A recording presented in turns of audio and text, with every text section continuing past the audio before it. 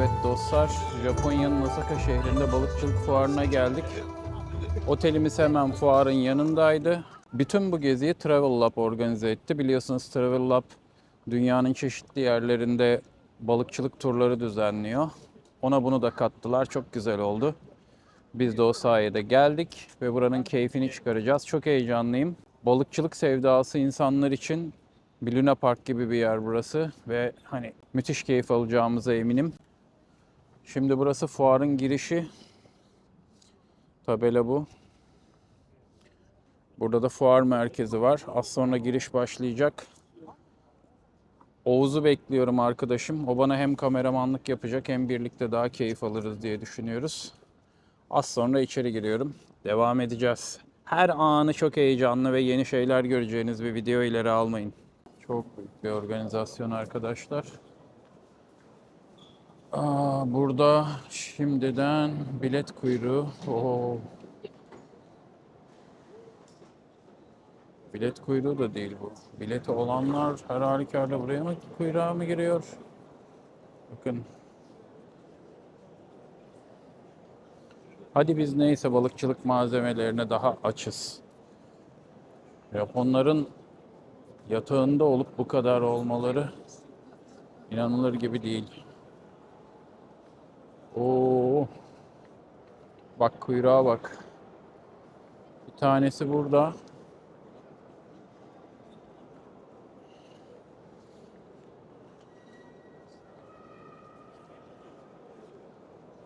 Şaka gibi.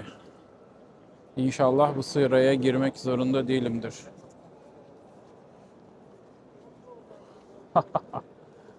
Bakın arkadaşlar. Buradan başlıyor. Şuradan dönüyor. Duvarın dibinden gidiyor. Ta şuraya kadar. Yani ne kadar hızlı alacaklar bilmiyorum ama şu an bir sırada buradan var. Şu duvarın oradan başlamış. Şuraya kadar gidiyor. İnanılmaz. Yani fuarın açılmasına 5 dakika var. Burada şu an yani 1-2 kilometre sıra var arkadaşlar. İnanılır gibi değil. Ben böyle bir fuar sırası hiçbir yerde, hiçbir sektörde görmedim. İnanılır gibi değil. Nasıl gireceğiz? Oğuz gelsin bakalım. Oğuz bize daha önceden bilet almıştı. Ama hani zaten bilet alanlar bu sıraya giriyorsa işimiz var yani. Bence bir saatten önce mümkün değil. En hızlı şekilde bile. Yani bu insanlar hızlıca yürüse bir saatte girerler içeri. Bakacağız artık.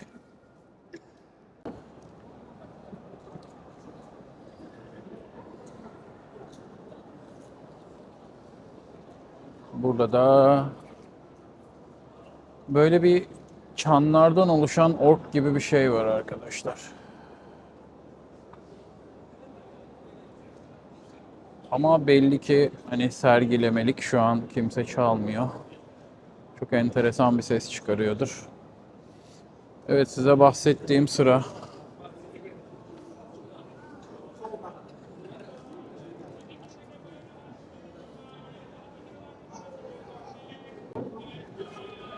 Çok acayip. Gireriz inşallah. 2 gün buradayız. Bir de enteresan olan şu, bugün boş günü, cumartesi. Yani yarın çok kalabalık oluyormuş. Böyle giderse biz bugün bütün işi bitirir, yarın girmeyiz. Girilmez buraya yani. Düşünemiyorum yarınki kalabalığı. İnanılmaz bir şey. Japonların neden bu işte çok iyi olduğunu daha iyi anlıyorum. Yani bir halk bu kadar mı sever bu işi, bu kadar mı önemser? Yani açılışa bu kadar insanın gelmesi, sıraya girmesi ve çoğu Japon arkadaşlar. Helal olsun adamlara. Fuara girerken çok bekleyip sıkılıyorum. Bari size böyle boş bilgiler vereyim. Mesela Japonya'da şöyle bir şey görüyorsunuz. Mesela bu insanlar sıra bekliyor. Sıranın sonunda bir amca şöyle bir şey tutuyor. Japonya'da genelde her yerde yapılan her işte böyle bir kılavuz, yol gösterici mutlaka var. Yani mesela bir sınırdan giriş yapacaksınız. QR kodunuz var veya yok. QR kodu olanlar için bir kadın sağ tarafı sol tarafı gösteriyor. Olmayanlar için bir kadın sağ tarafı gösteriyor. Yani bir kadın ikisine de sağı ve solu da göstermiyor. İki yol için iki kişi duruyor ve size yol gösteriyor. Çok değişik insanlar. Burada da bu amca şu an şey yapıyor işte. Sıranın sonunu gösteriyor. Herkes onun önünde sıraya giriyor. İnsanlar geldikçe o geriye gitmeye devam ediyor.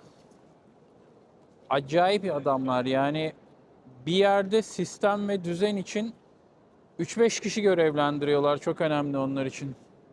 Bu yüzden kusursuza yakın işler yapıyorlar. Arkadaşlar sıra var dedik ama bak, Japonların sistemi o kadar iyi ki şu an koşa koşa ilerliyoruz sırada. Evet. Oğuz da geldi yanımda. Merhabalar. Arkadaşlar bak, 2 Ben kilometre çok heyecanlıyım abi. 2 kilometre falan sıra var. Şu an insanlar tam hız yürüyerek sırayı eritiyorlar. Ben diyordum ki bugün giremeyiz. Ama bir şekilde yapıyorlar yani. Şimdi o kısmı da göstereceğim size nasıl yaptıklarını. O ölümcül sıra, kilometrelerce sıra. Ya toplasanız 5 dakika, maksimum 10 dakikada girişe geldik. Bitti. Aynen. Muhabbet ederken bitti yani. İnanılmazlar. Organizasyon konusunda almamız gereken çok ders var.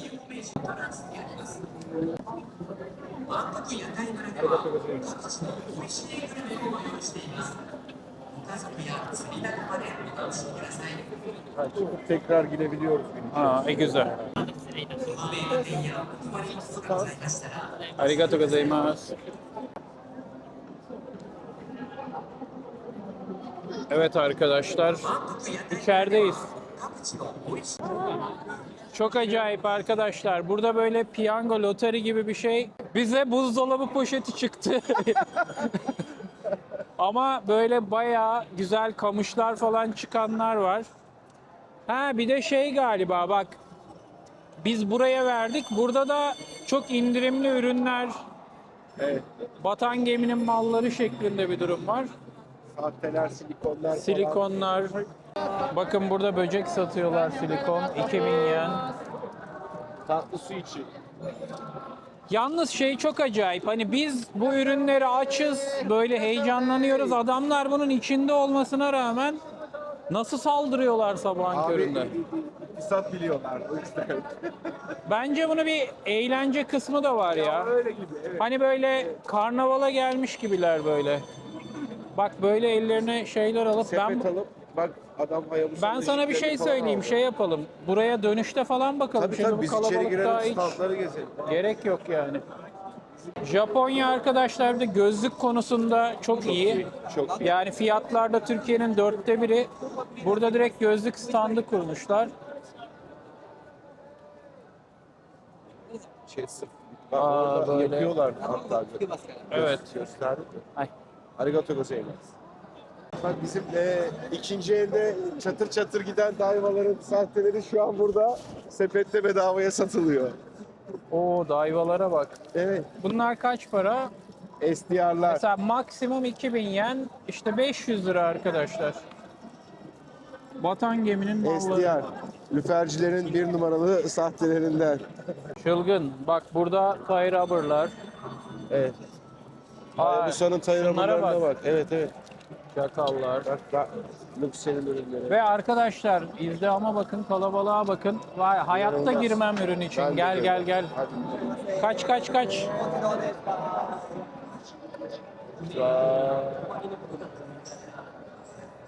Aa harika. Gerçek balığı boyuyor. Evet gerçek balığı boyu. Adam gerçek balığı boyuyor.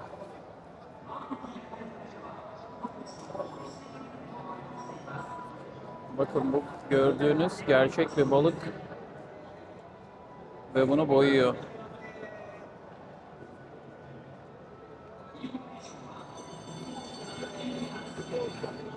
İnanılmaz.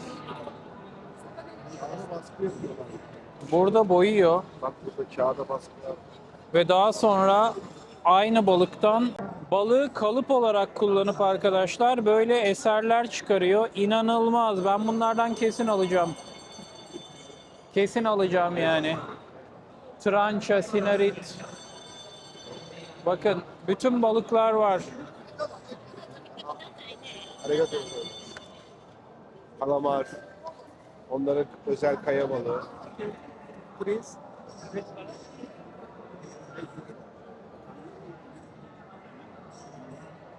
Çok iyi. Burada da çalışmaya devam ediyorlar.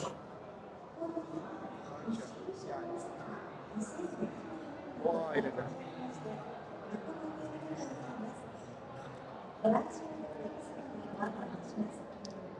Müthiş. Enteresan bir şey gerçekten. Ben bunu görmüştüm internette ama. Burada bakın arkadaşlar böyle masalar var. Muhtemelen Örmüşler. bakın her masada balıklar var. Evet, yaptıracaklar. Hatta belki kendi balığınızı getirip yapabiliyorsunuz. Böylece balığı ölümsüzleştiriyorsunuz. Bu kadar tezgah var. Bakın burada da sergisini açmışlar. İnanılmaz detaylara bakın. Ve sanatçıların isimleri var.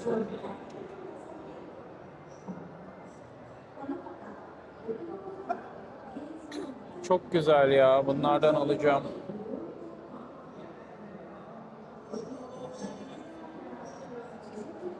Yani balığı tuttunuz, olay bitmiyor. Hobi buralara geliyor.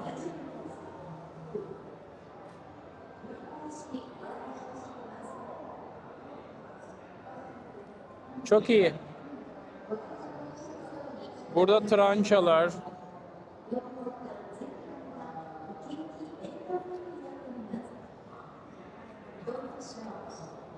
Keşke benim dün tuttuğum balığı da alsaymışım. Vatozun güzelliğine bak. Değişik, inanılmaz. Şu vatoz çok güzel özellikle.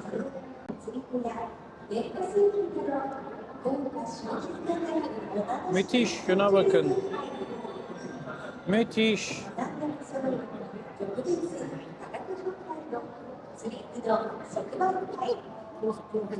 Çok beğendim. Hemen alacağım. Burada havuz kurmuşlar arkadaşlar. Oltalar var kenarda. Muhtemelen burada yarışma yapacaklar. Balık salıp. İçinden geçeriz Oğuz. Bakın çok tatlı ya. Güzel. Çocuklarına adamlar şimdiden eğitim veriyorlar. Burada da oyuncak oltalar, çocuklar. Burada balık tutuyorlar.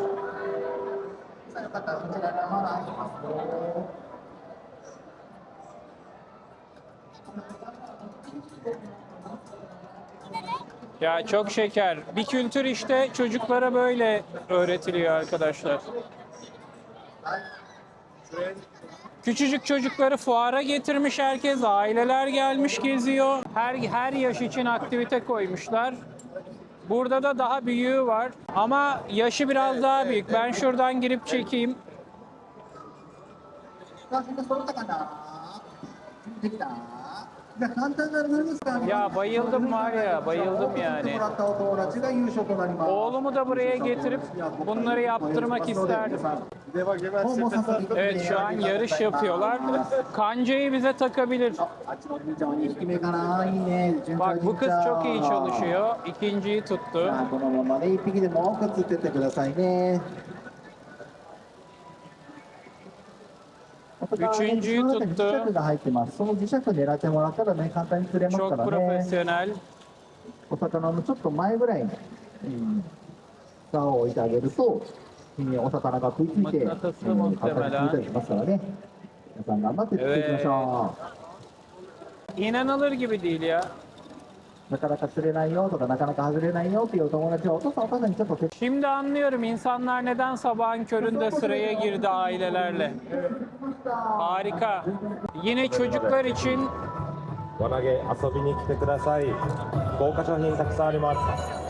Balık malzemelerine halka atıyorlar arkadaşlar. 何個入るかもうねライトとかも Yine ある çocuklar. のでビールセットクーラーボックスたくさんあります Alamadı. Müthiş, çok eğlenceli. Daha fuar kısmına girmediğimiz halde çok eğleniyoruz. Fuarın başka bir yerinde de böyle orkinos. Burada da orkinosu doğuruyorlar. いかがですか、どうぞいらっしゃい。 Şovunu yapıyor abi. はい、こちらは大トロ。 Bıçaklar ve 生 sanat. の切りたて大トロでございます。どうぞいらっしゃいませ。 Bak hem çalışıyor hem さあ、和歌山自慢の生本マグロ。 Abi 和 bir 歌山の黒潮市場 şovmen gibi 名物解体ショーでございます。 keserken ありがとうござ aynı いま zamanda す。 da kulaklıkla anlatıyor. どんどんさばきたてでございます。ありがとうございます。今切ってるの大トロね。大トロでございますよ。どうぞ。 evet. Muhtemelen ünlü bir adam bu. いらっしゃい、いらっしゃい、いらっしゃい。 Ve böyle.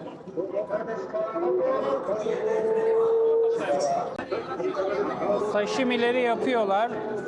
Şimdi de burada da paketliyorlar.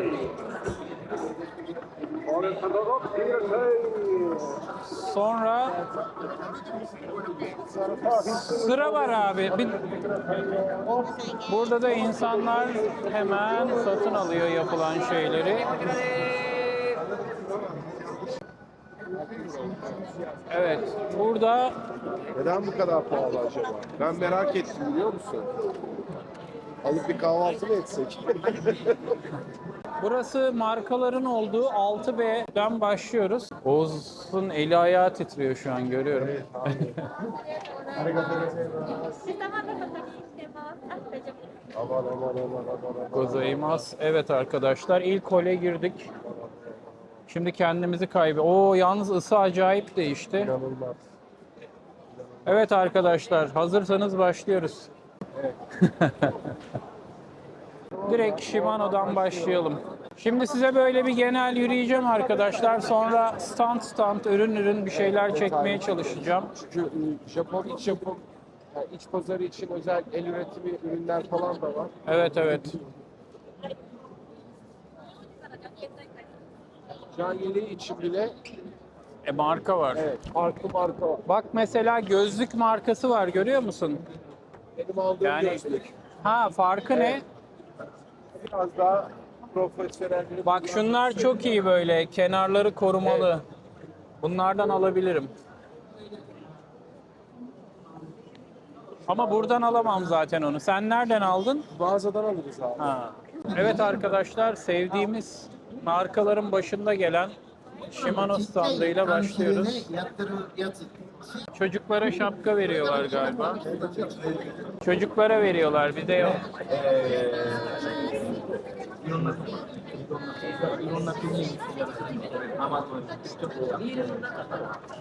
Son dönem önem verdikleri elektrikli çıkrıklar. Çok ilgi alanım değil. Çok derin su ve tekne. Burada biraz daha yeni modeller.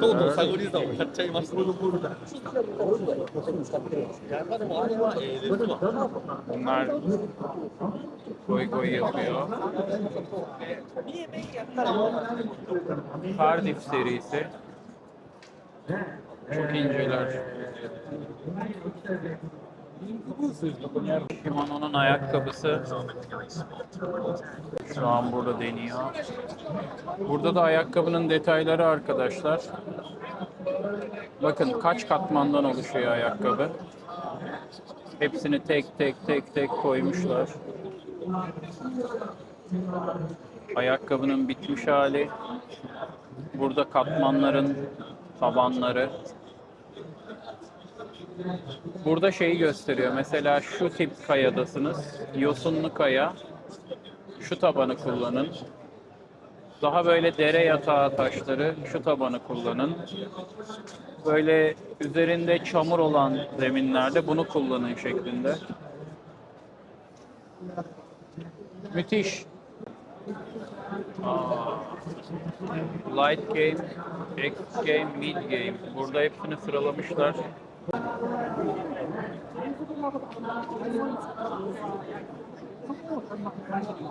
Burada tek tek kamış denemeyeceğim arkadaşlar. Yani bunlar bir şekilde zaten Türkiye'de de bulabildiğimiz kamışlar. Tabi bulamadıklarımız var ama kamış denemek için uygun bir ortam olduğunu düşünmüyorum. Makine olabilir. メカのこの辺りがよく出るんです。はい。で、さっきの層はどっちかというとメカ用。はい。で、あとは好みでこっち。 Burada da işini yapıyor. Burada ağırlık. Burada isterseniz test yapabiliyorsunuz. Burada bir sistem yapmışlar arkadaşlar. Sanki balık tutar gibi yolluyorsunuz. Buradan ipi alıyor. Sonra isterseniz tekrar sarıyorsunuz. Bak, şu an topluyor. Ne kadar topladığını gösteriyor. Şu an salıyor arkadaşlar. Yavaşlattı. Metre değil bu muhtemelen. Santim. Çünkü bu kadar ip alamaz. Bayağı bitirdi.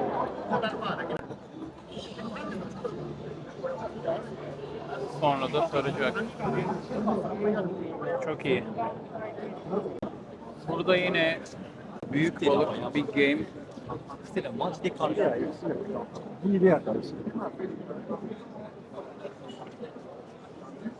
Kamışlar ucunu test ediyor. Gittikçe Lais'a doğru gidiyor. Burada çıkıklar da var.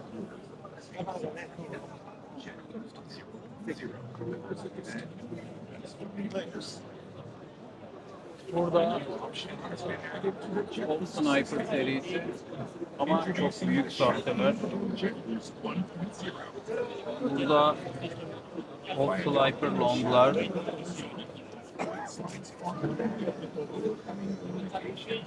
Hepsinde uzun uzun duramıyorum arkadaşlar. Çok ilginizi çeken yerlerde artık siz duracaksınız.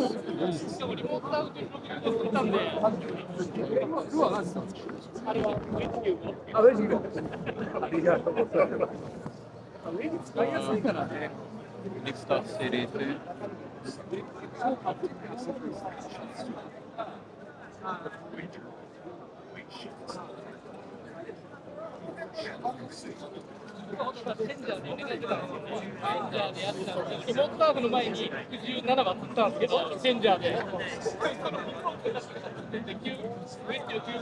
Limited Edition color renkleri arkadaşlar 2026.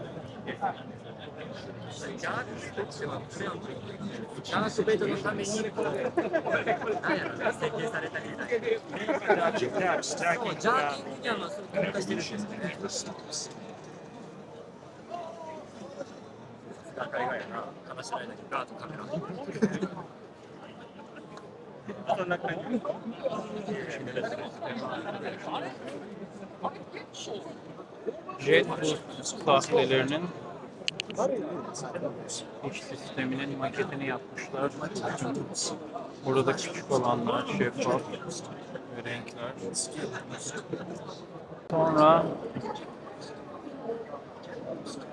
vibrasyonları Shimano'nun.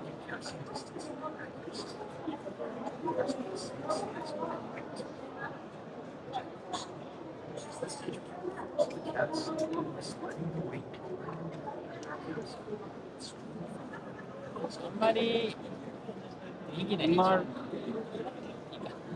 ve çok enteresan küçük popperlar. Bu balıkları tutuyorlar onlarla. Aksiyonunu da görüyorsunuz. Detayları. Bu popper'ın kardeş ürünü gibi farklı çeşitleri, ufakları, daha orta boyları ve belden kırık olanları.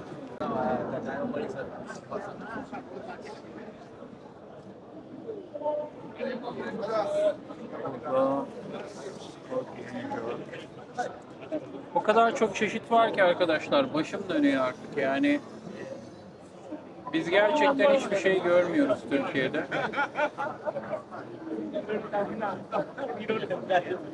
Tie rubber'lar burada çok önemsenen bir teknik. Burada da tie rubber'ların püskülleri.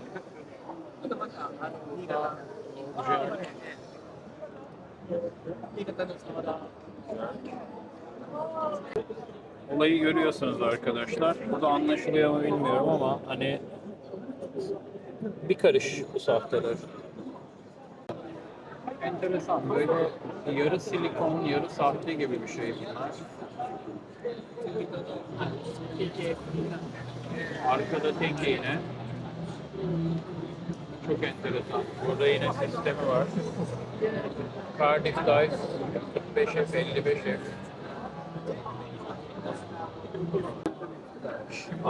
Kalamar dokaları.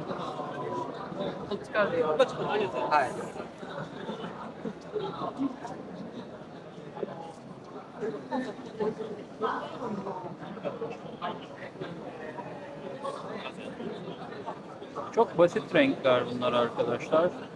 Böyle el yapımı gibi.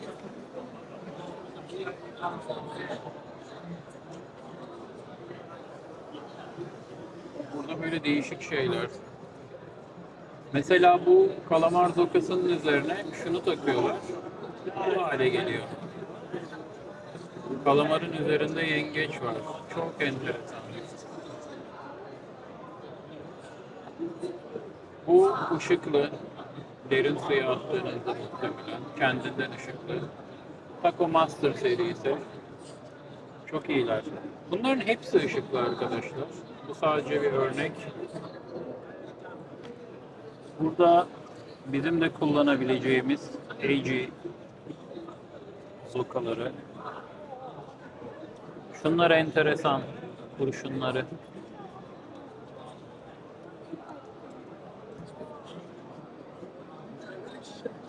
Yine Shimano'nun kalamar zokası ve aging'de bu kadar iyi olduğunu bilmiyordum mesela. Hiç çeşidini doğru dürüst bir yerde göremiyordum.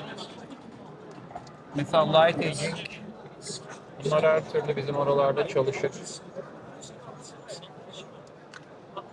Mesela bizim oralar şöyle cayır cayır turunculara bayılıyor. Mesela bunları denemek isterdim. Daha hala Shimano standındayız arkadaşlar. Ve Shimano standının 1/3 bitmedi. Ben terledim, üstümü çıkarıyorum. Buraya gelmeden önce de böyle çok izlediğim bu Sepia Limited Edition'lar test ediyorlar ucunu gördüğünüz gibi. Şu kamışlar böyle güzel bir mürdümeri rengi.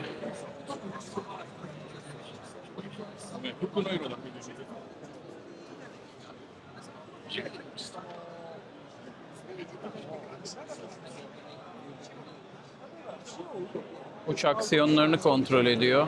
Aksiyonlar çok farklı. Mesela bu çok çabuk topluyor baktığı. İlk baktığı adamın çok daha esnekti. Bu boş yapıyor.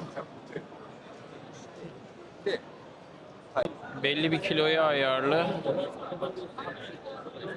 Güçlerine bakıyorlar. Çift kol takmışlar. Muhtemelen gelenler sağ veya sol kullanıyor ona göre. İstediğini kullansın diye. Normalde bu makine böyle satılmıyordur. Can I try? 目つぶってやったらどうだろうって感じだよね。僕もあれかもしれない。そもそもがやっぱり Evet, Stella 18.000. Bu da bendeki, yok bu da 18.000. Thank you. How much kilogram? 3 kilogram. Ah, light. Okay. Arigato gozaimasu.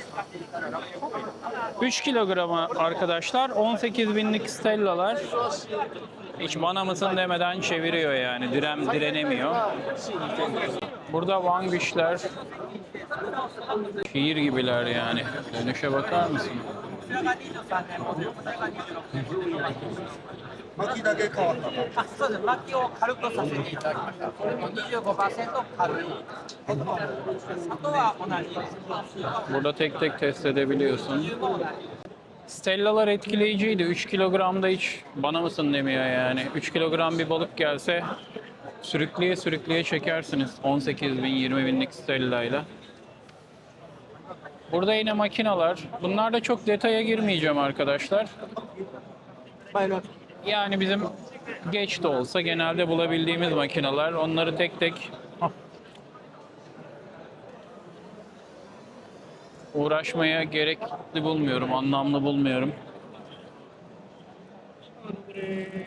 Her şey sistemli, sistematik. Hani boş yapıp işte şu kadar çekiyor, bu kadar çekiyor demiyorlar arkadaşlar. Hepsi gayet ölçülü, makinalarla adam size gösteriyor. Burada Stella 30 bin var arkadaşlar. Şimdi ben şeyi kıyaslayacağım arkadaşlar. Bu bendeki 25 bin, 20 bin bu bendeki Stella. Burada da 30 bin var. これに DC の入れ込んで同じサイズ。 For me. Arkadaşlar bu bir dev. Yani inanılmaz büyük bir makine. Daha büyüğü yok bence kategorisinde. Like this. Very big. Arigato gozaimasu.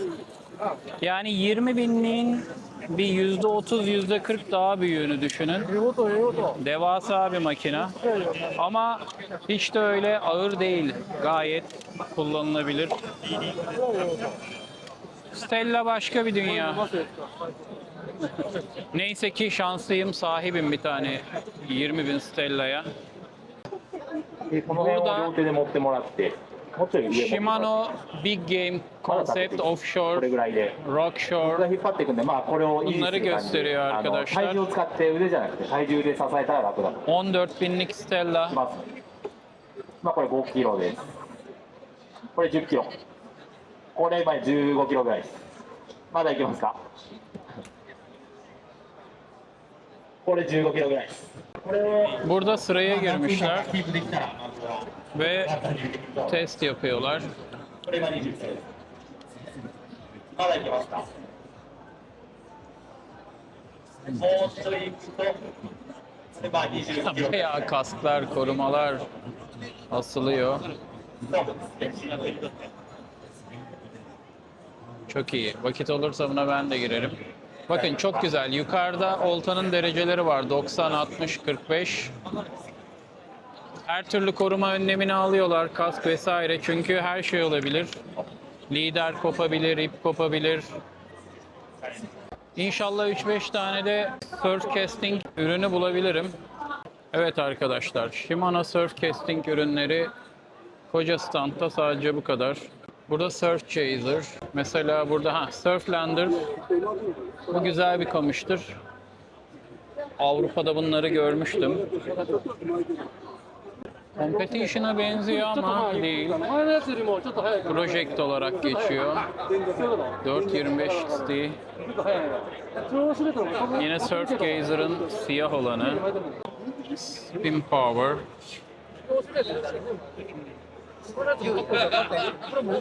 Ve bu Kisu Special işte bu.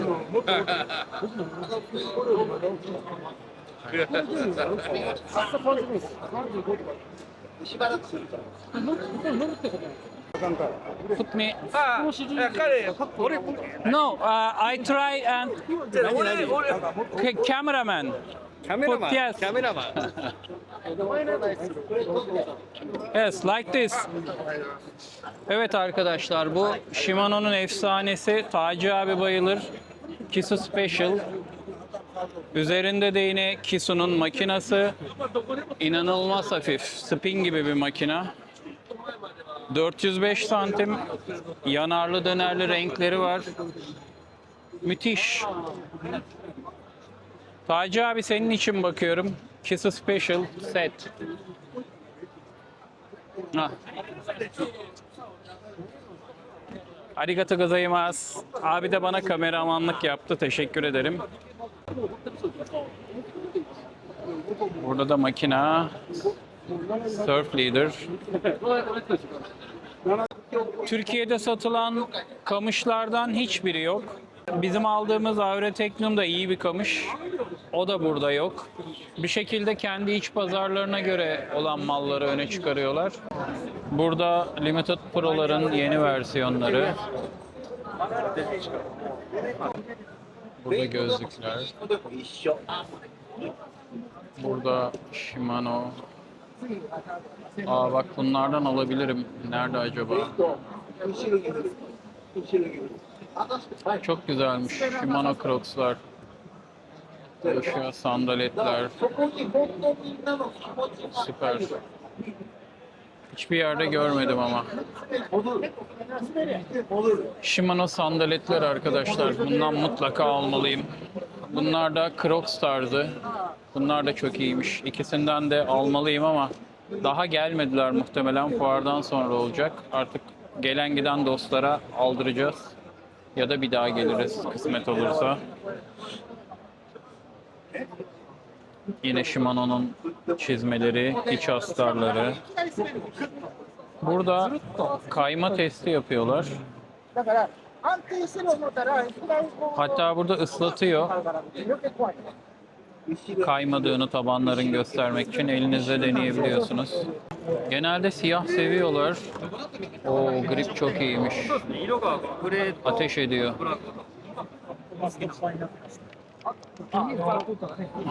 İplerin testleri. Oshia, Pitbull, Sepia, Pitbull, Oshia. Burada yine makineler. Şimdi YGK iplerinin standındayız arkadaşlar. İpler ve liderler var. Pehlivanlar sahaya çıkıyor. Böyle lider düğümlerini atıyorlar. Sonra onları test ediyorlar.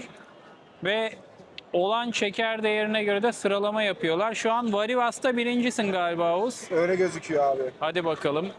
Oğuz bunu yapa dursun. Ben YGK'nın standını çekeyim. Arkadaşlar YGK benim hayatıma son bir yıldır girdi. Daha önce işte Gosen, Shimano, Daiwa gibi ipler kullanıyordum. YGK çoğunun önüne geçti. Hani bazı yeni ipleri var. Belki de dünyada bir numaralar bu konuda artık. Çok iyi gidiyor.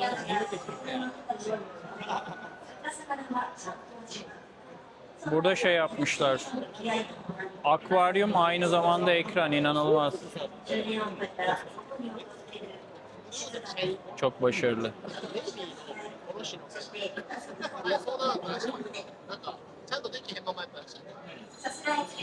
Burada YGK'nın ipleri. YGK'nın ipleri ve diğer iplerde de olduğu gibi çok fazla şey var arkadaşlar. Hani 500 liraya da ipi var, 5000 liraya da ipi var. Teknolojisine göre, çeker değerlerine göre, dayanıklılığına göre fiyatlar artıyor. Her yere bunları kurmuşlar. Ekranlı akvaryumlar.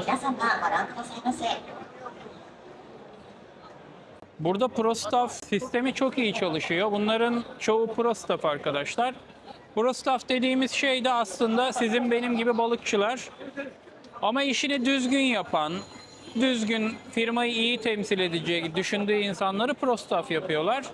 İşte bunlara malzeme desteği veriyorlar, içerik desteği veriyorlar, sosyal medya desteği veriyorlar. Onlar da onların ürünlerini kullanıp hem test yapıyor hem reklamını yapıyor. Fuarlarda da en baş köşede hep böyle ProStaff'ları görüyoruz.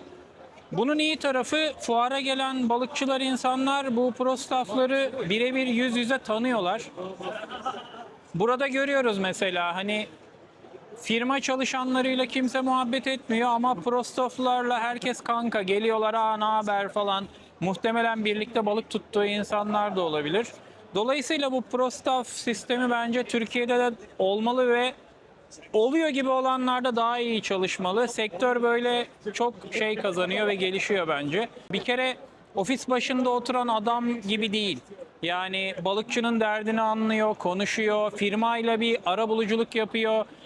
Diyor ki hani balıkçılar şu şikayetleri var ya da şu talepleri var, bunları firmaya iletiyor. Sen ben gittiğimizde firma çok sallamıyor ya da umursamıyor ya da boş yapıyor diyor ama ProStaff bir şey dediğinde bunu daha ciddiye alıyor ve bu gelişimi sağlıyor. Sanırım YGK bu işlere de giriyor. Silikonlar. Düğümünü atan buraya geliyor. Test etmek için bekliyor. Sırayla test ediyorlar. Oğuz da düğüm sırasına girmiş. El salla. Evet, şimdi Türk'ün düğümünün gücünü göreceğiz arkadaşlar. Rezil olmayalım. Bilmiyorum. Sen dedin Varivas'ta şampiyonum dedin. Varivas'ta şu an birinciyiz bakalım. YGK'da sorun olursa YGK'ya bok atarız. Tipik Türk mantığı. Ha, bak Varivas'ta çalıştı sistem. Şimdi Oğuz'un ipini makineye koyuyor. Varivas'taki Bak cihaz. bak orada kopan yerinde makrosunu çekiyor. Acayip. Evet. Vay. Varivas Bayağı Ar-Ge test yapıyorlar ha bu sayede. Varivas'taki alet yalnız daha profesyonel. Yes. Oğuz. 89. Evet. And here. 次、ノットクリニック、並んでる方はいらっしゃいますか？並んでる方、次並んでる方、はい。よろしくお願いします。 Bozuldu mu diye bakıyor abi. O kadar iyi gidiyoruz şu an. Kesin bozuk diyor. Hayır, yine gitti. Makineyi bozdunuz. Ben sana söyleyeyim. Gevşedi. そう言ってまいりましょう。 Small. Please not make it long. Aa. Burada yazmışlar da ben görmedim ya. Sen ne kadar kestin? Ben yakındır ya. Çok uzak olduğunu düşünmüyorum. Ha, test cihazına sokmak için olan ölçü herhalde bu da. Ama benimki kısa olduğu için daha çok Hep var ya kopması lazım. fakirliğimiz ha. Kısa Evet. şok yapmaktan. Adamlar yapıyor 2 metre, biz masraf olmasın diye Yok, kısa benim şoklar yapmaktan. bence Türkiye'nin en uzunudur da hani israf olmasın, böyle bunlarda israf mantığı biraz farklı. Ama işte zorladık makineyi. Çabuk kopacak olsa kopardı yani. Kopardı, evet. Kopardı. Okay, thank you. Arigato. Kayalık alanlarda balık tutmada böyle bir yöntemleri var arkadaşlar. Hani otların, taşların arasına böyle nokta atış düşürmeye çalışıyorlar. Heh. Mesela 4 metreye düşürdü ve takıldı.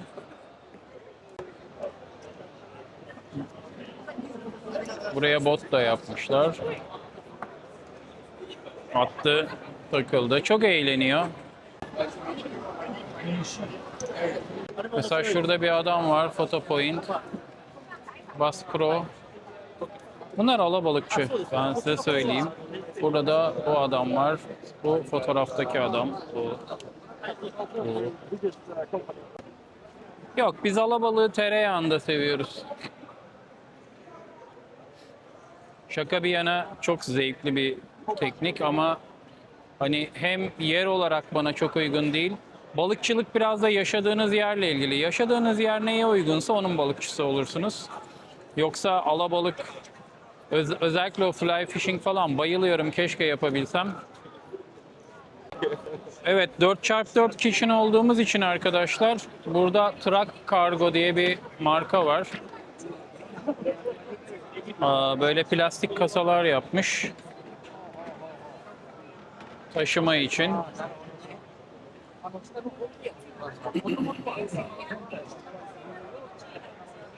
Burada iğneler için.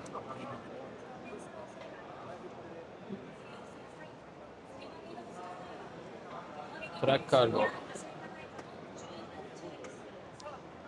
Burada mesela üstünde kesme tahtası.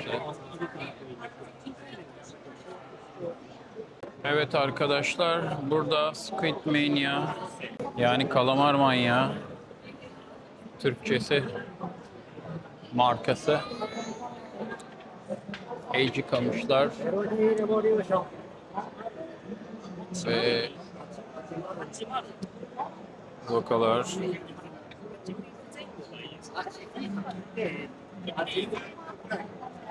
O topuzlara bak. Kalamar ayrı bir dünya. Kalamarcıların kafası da çok farklı. Hele burada. Böyle şeyi çok seviyorlar. Kalamar zokaları renkli ya. Böyle kulplarda da yanarlı dönerli şeyler. Bunu takip ettik arkadaşlar. Bu arkadaş bize sticker verdi. Takibe takip. Arigato gozaimasu. Çok fazla şey var arkadaşlar fuarda. Hepsini ne çekmeye gücüm dayanır, ne size göstermeye. Mesela burada çok enteresan böyle bir kaplumbağa sevme standı var. Burada böyle duruyorlar. Kaplumbağa seviyorlar. Canlı bir kaplumbağa. Burada kaplumbağalara ızdırap oluyorlar. Değişik bir tür. Burada da su kaplumbağaları var. Böyle.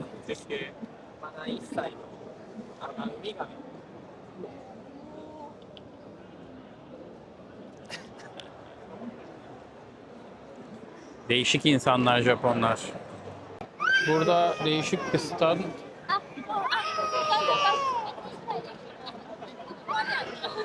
Kotobo diye. Burada yine çocuklar falan çok fazla. Balonlar, çocuklar oynuyor.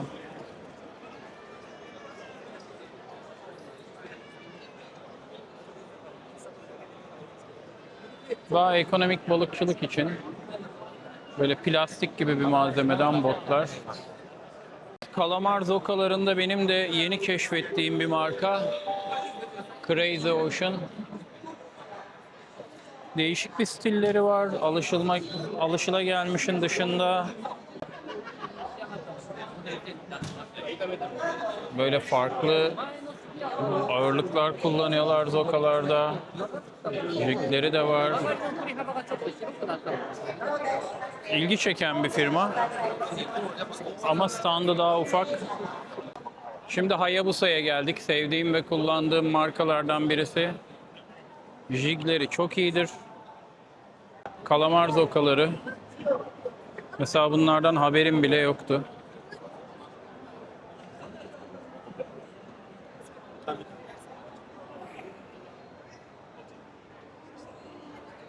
Daha basit zokalar. Ama iş yapar. Tie rubber'lar. Amca 90 yaşında olabilir. Burada farklı jigler, tie rubber'lar.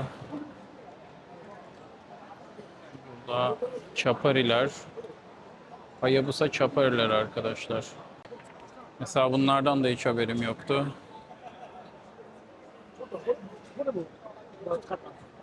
Bunlar burada önemsedikleri bir sistem. Şamandıralı avlar. Hayabusa'da yine bizim Türkiye'de hiç görmediğimiz bakın hazır yemli takımlar. Hayabusa, levrek ve silikonlar. Burada bir anda Reins'e geçti. Bazıları bir şekilde ortak firma falan olabilir. Standları ortak kullanıyorlar. Buradan Varivas'a geçiyoruz. Varivas'ın da devasa bir standı var. Türkiye'de Varivas zayıf ama dünyada çok büyük bir marka arkadaşlar ip konusunda. Birçok testte Varivas şampiyon. Ben de buraya geldiğimde makinalarımı yenilemek için 3 tane Varivas ip aldım.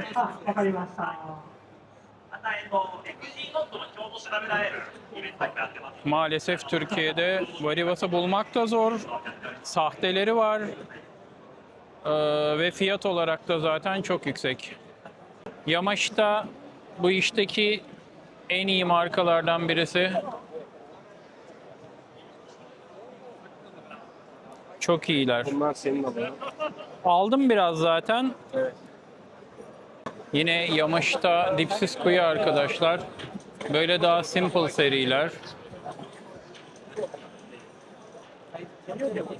Böyle daha karmaşık seriler. Bu dediğim adam profesör Anlatıyor. Burada New One. Bunlarda mesela Türkiye'de çalışacak renkler var. Neo Bright serisi. Yamashita'dayız yine. Benim de buna benzer fotoğrafım var ama bu çok güzelmiş. Böyle bir şey çekmek lazım. Yine bizim profesör. Belki bir fotoğraf çektiririz profesörle.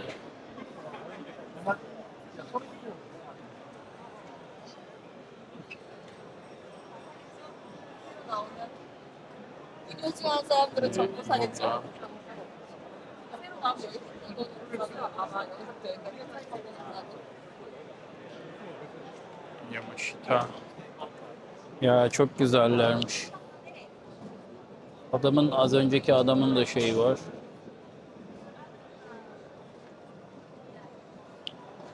Yamashita. Eiji Hope. Böyle şey yapıyorlar işte. Mesela Pro Staff'ı bir logo haline getiriyorlar. Ve markanın her yerinde bu adam. İkinci bir aksiyon yeri Duel. Duel'da sahteler, zokalar her anlamda babadır. で僕なんかが使うと、すぐボロボロになっちゃうんですよ。使いすぎで。だけどまあラトゥールになってからは極力それが遅くなりましたね。それだけ強いコーティングがされてるってこと？まあ詳しいこと言うとさ長くなっちゃうから後でこれご覧いただいそうて。だからまああんまり詳しいことはね、いろんなところでもいろいろ紹介してるからそこ見てもらって、まあでもそういうこだわりがいっぱい詰まってんのが Yine oyunlar devam ediyor.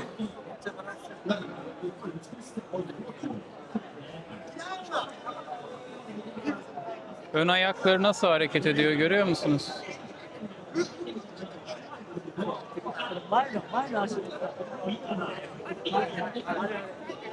Çok iyi.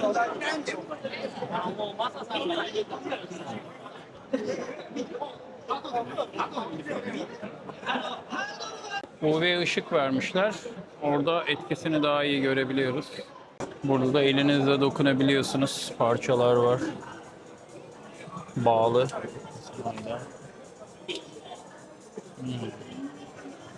Evet, bu Daylight and Ultrawide.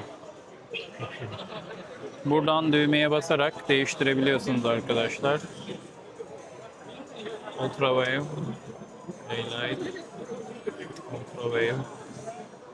And burada püsküllüler, az önce gördüğümüz. Bunlardan alıp denemek lazım. Çok güzel görünüyorlar.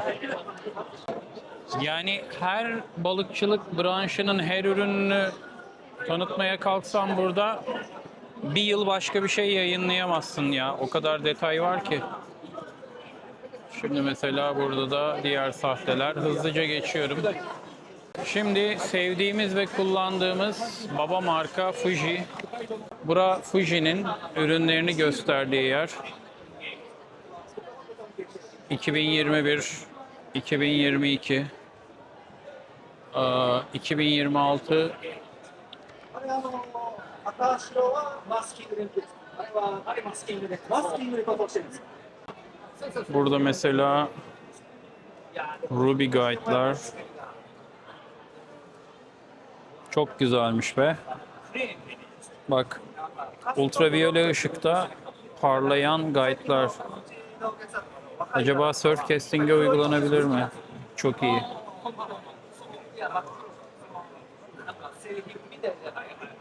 Bunlar da guide'ları. Burada sarım yapıyorlar arkadaşlar. O sarımı da canlı canlı gösteriyorlar. Burada bizim Ebru tekniğiyle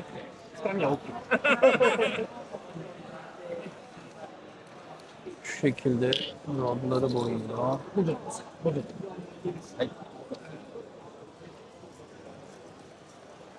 Sahteleri boyuyor.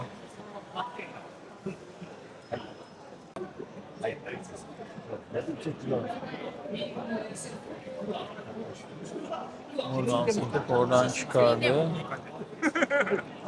んだ甘いで手袋は裏返しにとっても手が汚れないんで Boş yapıyorlar, gelsinler bizim Ebrucuları görsünler. Oraya adını yazarlar yemin ederim. 入れるようなタイプのやつもあるので、先にうわーって塗るときは早く回してってさーって塗っちゃう。 Böyle biraz yarı seyyar stand gibi kurup rodu çevirmeye başlıyor.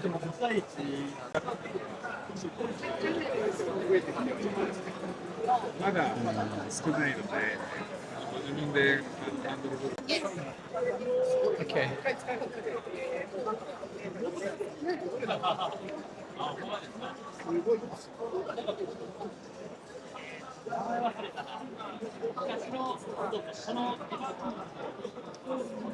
This is perfect. Carbon fiber, How is it? Very light, really good, very light and not not slippery. sleeping, really good. Yeah, this is also the new our Yes, yeah really our good. grip. Yes, if you want. But this is like our surf casting. Our surf casting, beach surf casting. Oh, that should be very Yeah, very long. big surf casting. Right, And right. but I think this is maybe, Carbon but is good. really good. Thank you. Interesting. Thank you. Arigato gozaimasu. Arigatou gozaimasu. Burada road building üzerine böyle workshop yapıyorlar. Nasıl sarım yapılır? Burada mesela manuel elle sarıyorlar. En ilkel hali muhtemelen hani makinesiz. 重いですけど邪魔にならなかったらもらってください。でこれがお二人体験していただきましたのでプレゼントでございます。どうもありがとうございました。 Burada Gosen severiz, kullanırız. Şimdiye kadar da bizi pek üzmedi. これぐらいやっぱりさ Buradan parmaklarını koyarak sürtünmeyi test ediyorlar arkadaşlar. En basit hali deriyle sürtünme testi yapıyorlar. Burada Gosen, Goidus 9'lar. Artık 8-12 yerine bu 9'lar moda oldu. Sanki böyle 12'den bir geri dönüş var. 8'in içine yeni bir katman ekleyerek 9'lara başladılar. Çocuklar ekmeğinin peşinde. Bizim yıllarca toplayıp balık tutmaya çalıştığımız ürünü yemle tutmaya çalışıyorlar. Süper. İnanılmaz. İnanılmaz. Çarpma yapıyor gibiler ama daha çok. Hayır hayır gel bak burada Şurada da var.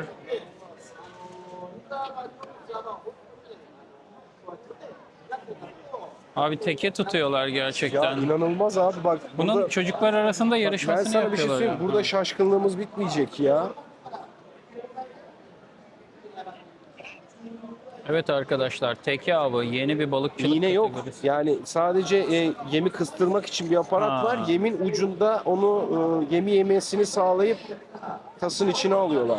Yeme Bak tutunduğu bak bak an bak şey bak, bak yapıyorlar. mesela. Bak. Hırslı bir anne görüyoruz. Evet, evet, Burada evet. da baba var, hırslı bir baba. Çocuğum kazanmalı.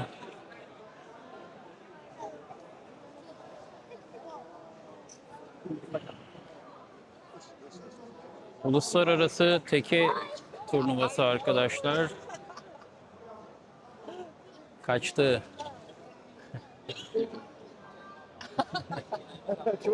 Uluslararası teke turnuvası. Evet yani Çılgınlar abi. benim tekeye karşı zaafım var. Adamlar eğlenmeyi biliyor. Şimdi devam ediyoruz. Evergreen. Blue Storm. Çok güzel kıyafetleri, ekipmanları var arkadaşlar. Renklerini de sevdim. Arkadaşlar bu marka muhtemelen ileride daha büyüyecek hissediyorum. Çok kaliteli. Bu marka güzel ama. Evet. Tamam, Blue Storm'a da veda ediyoruz. Aa bak, buradaki teknelere geçiş yapalım.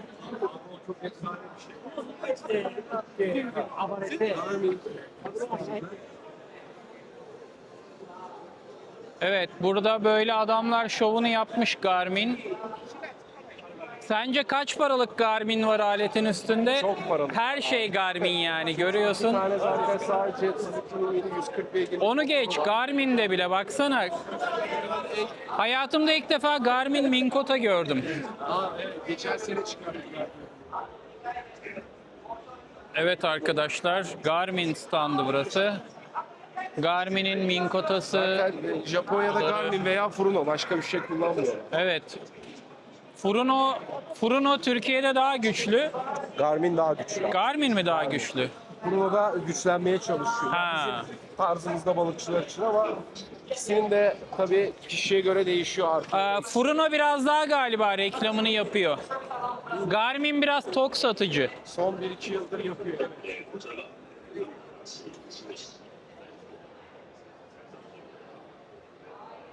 Muhtemelen bu iyi bir balıkçının şov şeyi. Yani. Yok, bir pro staff'ın bence bu. Çünkü kullanılan bir şey. Evet. Okuma standındayız arkadaşlar. Sanırım onun da iş ortağı yaptığı bir kamış markası var, Zenit. Okumadan daha büyük bir stand beklerdim açıkçası. Burada Gamakatsu ama Gamakatsu çılgınlar gibi. Şurada 10 metre kamışlar falan var arkada. Gel oraya bir gideyim. Arkadaşlar bura bir kamışlı standı.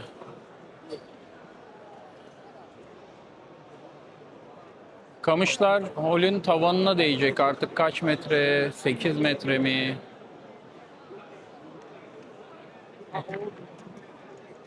Çok acayip. Ha burada Gamakatsu'nun yine ürünleri, çantalar, şapkalar, kıyafetler.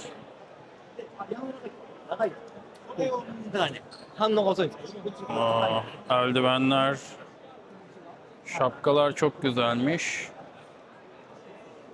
Ayakkabılar. Gamakatsu standında daha hızlı geçiyoruz. Çok detay yok. Benim aldığım kamışlar. Ha. Very nice. Thank you. Bir de sen nasıl kırabilecek misin? Ben mağazada asıldım zaten abi. Ha. Karabiber beşik için aldım ben. Artık test edeceğiz Saroz'da aldıklarını. Kısmetse bakalım inşallah. Koleksiyonu almadın. Ya tabii ben Osaka'da kırmızı tutmuş biri olarak Daiwa seni de seviyoruz. Keşke Türkiye'de daha iyi olsaydın. Evet. Bu da Sunline da güzel. Sunlight çok iyi. Burada bak giysileri de var. Black String misinası özellikle taş balıkçılığı için bence surf desen de değerlendirebilir. Sunline'ın Edgy şokları. Bunlardan aldım pembe. Kalamar için. Kalamar için. Şundan aldım hatta tam olarak yani. Ben de deneyeceğim. Niye siyah tente yaparlar anlamam. Hani güneşin altında yanarsın. Ama sistem çok iyi. Burada tente. Burada yatak. İşte bu. Bakın aradığım şey bu. Ha, ama bunu delip tutuyor. Burada da yatağın altına koymuş arkadaşlar. Kamp yatağının altında rotlar. Yatak kapanınca böyle oluyor. Böyle bir araba yapmışlar. 値段は計算しないんで、小数制なんですよ。 Tam olarak aradığım sistem. 僕もそうです、僕ずっと Daiwa polisi burada Daiwa sunumu yapıyorlar. Shimano'nunkiyle aynı büyüklükte bir stand aşağı yukarı. Vah ekrana bak. Tabii Daiwa 38 serisiyle fuarın yıldızı gibi bir şey benim için aslında. 38 HD çok beklenen bir modeldi. Ve burada evet 38 HD 3000. Şimdi bunu elimize alıyoruz. Çok güzel olmuş arkadaşlar. Hani biraz ağır, full metal ama inanılmaz bir sağlamlık, güç hissiyatı veriyor.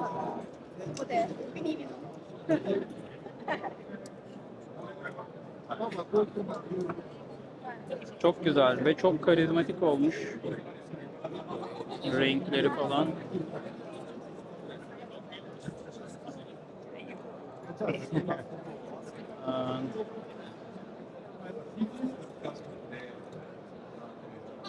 Perfect. And this one. 225 gram arkadaşlar. 85 sarım. 3000 LTCH. Çok ideal bir levrek makinesi. Buna baktık. And yes. Arigatou gozaimasu. And I want big one. And please again. And big one. Bu da 18 binlik arkadaşlar. Yani gülle gibi ama inanılmaz güçlü hissettiriyor. Çok ağır. Yani sırf kolu 200 grammış gibi. Ve bu 18 binliği çok değişik bir makine olmuş. Yani elinizde çelik taşıyorsunuz gibi hissettiriyor. Sortate.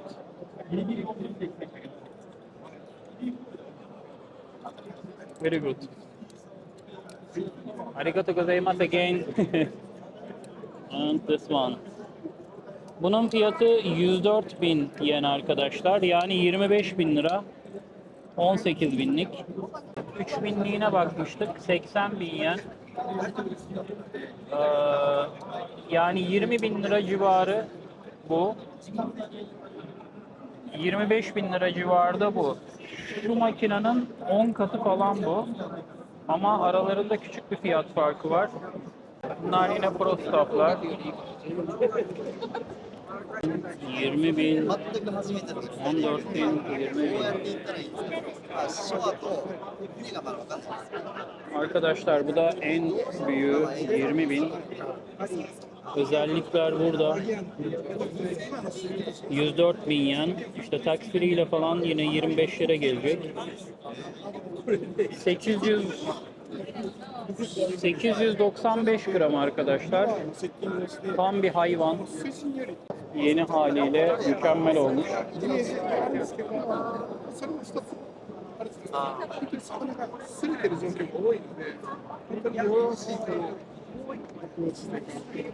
Burada iç aksamı gördüğünüz gibi komple alüminyum döküm. Sortate 14.000 XE. Şuradan tutarak tıklıyor acaba neden? Çünkü buradan tutmak lazım. Bunu tutmazsan olmuyor. Evet, böyle daha iyi. Yani bu da yine 3 kilo civarı. Çok akışkan gelmedi, enteresan. Sistemle ilgili de olabilir. Stella daha akışkandı, doğruya doğru ama iki elimle tutup adam gibi test edemedim. Burada iç parçaları.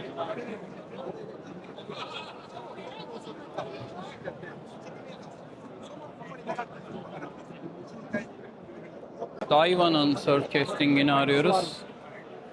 Bura değil. Bunlar uzun. Tournament. ああ、そうですか。泊まったことないの？ないない。久保さん泊まってない？あ、じゃあ、ないんだ。あ、そうですか。 Bu değil, şu tournament. Evet, Daiva'da tournament 405 kesim muadili değil. Daha alt seri. And bu ne? Bunda bir şey yazmıyor. 405 Recaster. Esas bunların bir tane efsane modeli var. Onu bulmam lazım ya. Buraya getirmemişler. Japonya'da surf casting üvey evlat arkadaşlar. Kesinlikle yok yani. Daiwa Shimano'dan da daha surf casting konusunda. Shimano'da biraz daha vardı. Daiwa iyice bırakmış. Çok güzel bir kamışı var. Test etmek istiyordum. Onu soracağım aslında ama bakalım var mı? Evet, biraz Daiwa'yı da darladım arkadaşlar. Niye bu surf casting itemları yok vesaire diye. Bir yer söylediler. Surf casting orada varmış. Bilmiyorum, trenle yarın kafayı kırıp gider miyim? Bakacağım.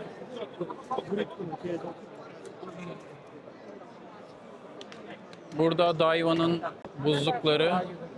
Mesela buzlukları kesmişler. İçinin nasıl olduğunu gösteriyorlar. Bu markada böyle. Yani fiyatına göre. Mesela en ucuz olanda sadece strafor var. Bunda kapak strafor, altta başka bir malzeme var. Bunda alt üst ayrıca var. Onun için pahalı.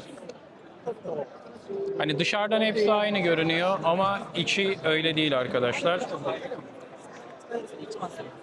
Daiwa'nın aksesuarları, bir kısmına ben de sahibim.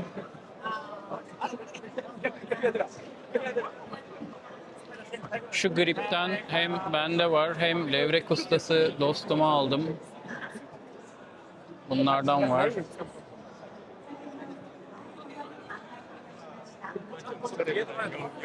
Aynı şekilde Fishing Aqua Shows Daiwa. Yine kesmişler. Kesitini gösteriyor. Kalınlıklar. Kaymaz taban. Bunlar da çok basit Crocs gibi ama tabanları kaymaya karşı ekstra Ar-Ge yapılmış. Burada Daiwa şapkalar, tişörtler, ayakkabılar. Tabii fuar olduğu için burada satış yok. Yine Daiwa giysiler. Burada Daiwa yağmurluk.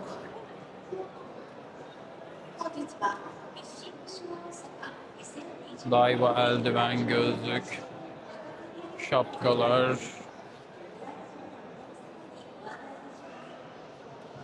Daiwa'ya devam. 38 HD'ler oradaydı.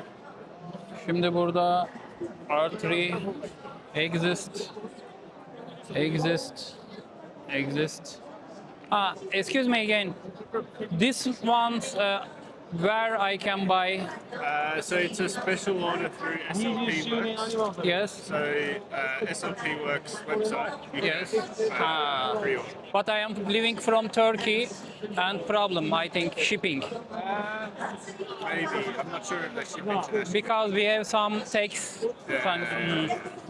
Don't sell any shop. No, just limited model through SLP. Okay, thank you.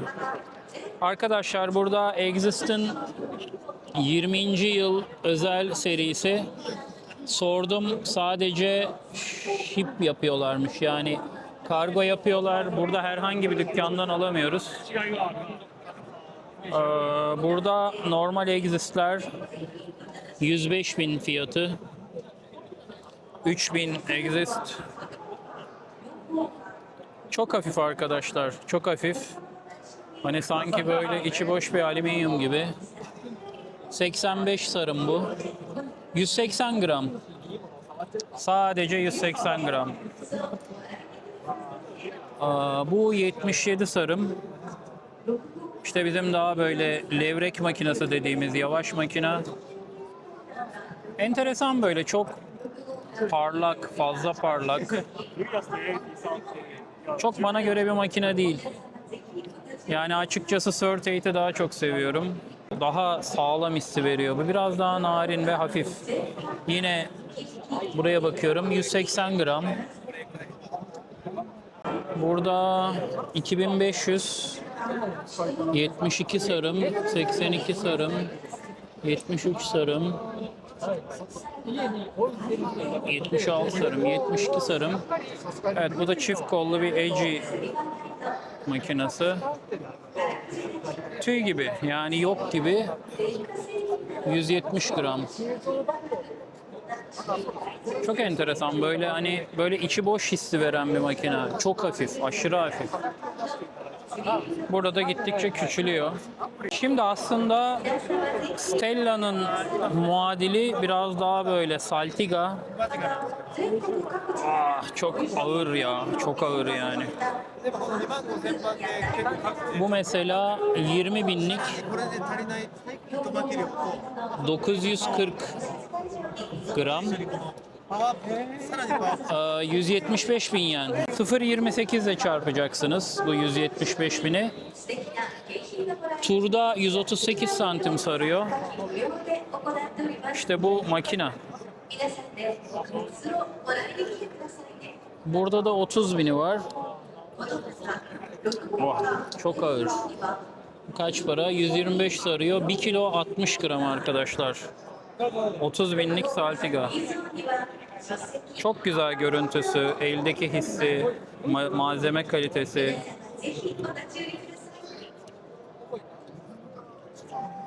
Burada içini görüyoruz.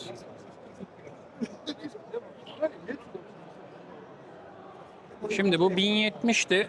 Mesela aynısının 38 HD'sine bakacağım hemen.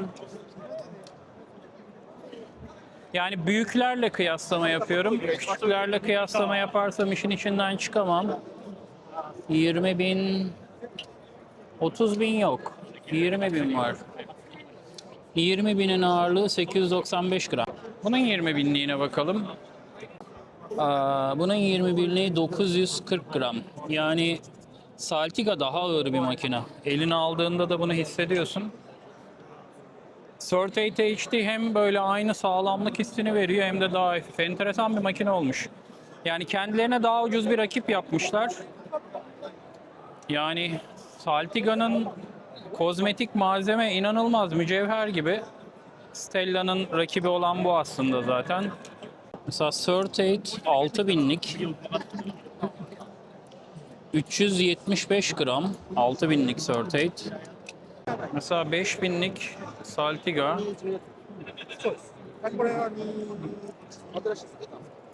365, 6000'lik 38 375. Çok enteresan. Yani sanki şey gibi böyle Saltiga süslü, pahalı ağabey, böyle çok daha havalı şık. Ama 38 düz, altınsız, şatafatsız, parıltısız bir hizmet aleti. Yani mesela bu daha bana göre kütür kütür bir makine arkadaşlar.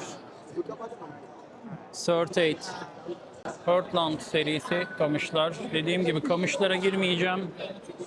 Biraz sahtelere bakalım. Burada küçük bir balıkçı adayı. Bu yaşta gelip balık fuarı geziyor. Bak bir tane de burada. Bunlar balıkçı olmayacak da biz mi olacağız? Şeylere bakıyorlar. Bu Daiwa'nın yeni çıkardığı bir sistem arkadaşlar. Bundan bulursam alacağım. Işığı inanılmaz yansıtıyor.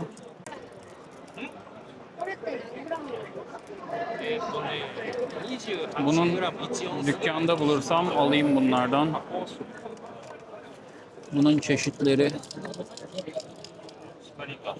Ya şu var ya, limonu her türlü çalışır arkadaşlar bizim orada.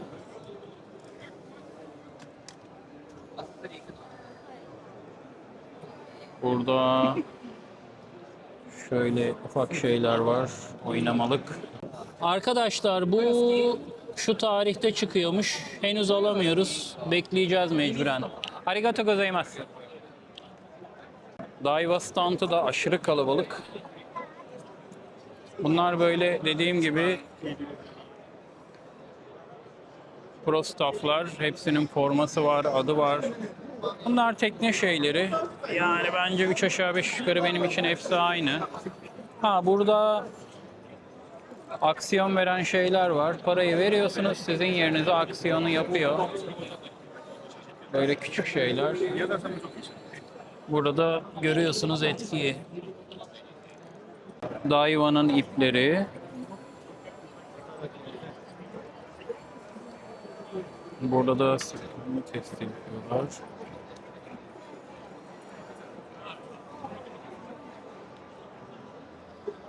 Adamların her işi test, bilimsel şeyler, her şey var yani. Burada SLP Works.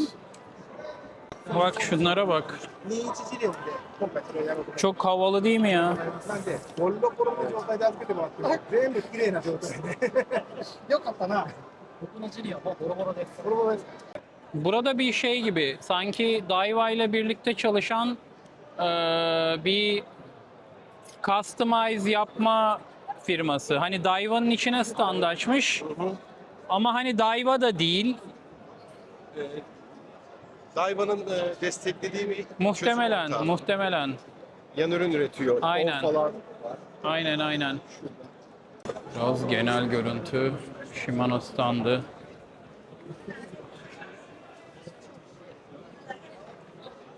Buraya torpil geçmişler. Hemen standın arkasına hot dogçı. Nasıl kokmuyor acaba ya? 2026 Osaka balıkçılık fuarını gezdim. Bitti. Şu an dışarı çıktım, dinleniyorum, güneşleniyorum. Sabah 9.30'da girmiştik. 2.30 oldu. Yani 2.5 saat oradan, 2.5 saat oradan. Toplam 5 saatte fuarı bitirdik. Çok güzel bir fuar. Hani öyle bir çok laf etmek istemiyorum. Biraz da hayal kırıklığı oldu açıkçası benim için. Surf Kamış'ta işte adet yerini bulsun diye Shimano 5 tane koymuş, Daiwa 3 tane koymuş. Allah'tan Shimano'da Kisu'ları gördüm. Yani o biraz iyiydi. Daiwa'da hiç yok. Kisu vesaire hiçbirisi yok. Spin, LRF, Shorejig, tekne çok büyük bir pazar onlar için. Kendi ülkelerinde de dünyada da. Surfcasting hani adet yerini bulsun. Mesela geldim, surfcasting'in zayıf olacağını biliyordum. Ama en azından seve seve kullandığımız Japon markaları var işte. İğne markaları, işte Sesame'leriydi, Naruto'larıydı vesaire. Hiçbirinin standı yoktu arkadaşlar. Yani Sesame'nin bir standı vardı ama böyle başka biriyle ortak gibi. Hani hep gözümüzde şey canlanıyor, böyle dev markalar bunlar. Böyle bir Türk markası olsa bir Türk fuarında basar parayı, böyle namım yürüsün diye kocaman stand açar. Bunlarda öyle bir şey yoktu. Yani koca Sesame bir markayla ortak küçücük bir yerde duruyordu. Doğru dürüst malzeme de getirmemişlerdi. Şu koskoca fuardaki surfcasting malzemelerinin, bak abartmıyorum, 100 katı benim evde var arkadaşlar. Yani hani burada tek başıma bir surfcasting reyonu standı açıp şov yapabilirdim yani. Enteresan, bilmiyorum. Tekneci arkadaşlarım var. Onlar daha çok keyif aldılar. Daha çok aradıklarını buldular. Kamışlar, makinalar, tie rubber'lar vesaireler. Onlar açısından bir tık daha iyiydi. Ama onlar da mesela 2 gün gezeriz diye geldiğimiz fuarı herkes 3-4 saatte bitirdi, çıktı gitti. Buradaki balıkçılık dükkanları çok daha eğlenceli. Yani ben buradaki bir balıkçılık dükkanını 2 gün gezebilirim. Ama fuar 3 saatte biter yani. Ama 3-4 tane balıkçılık mağazası gezdik. Şimdi belki çıkıp bir tane daha gezeceğim. Yarın bir tane daha gezeceğim.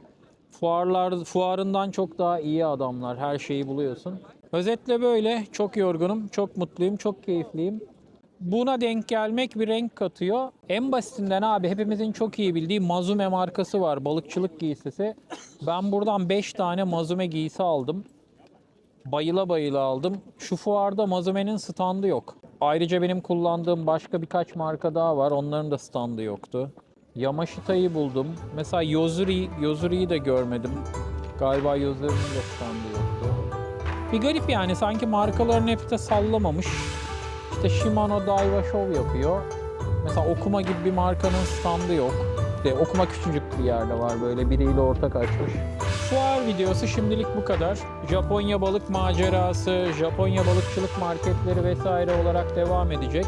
Görüşmek üzere. Japonya videoları devam ediyor.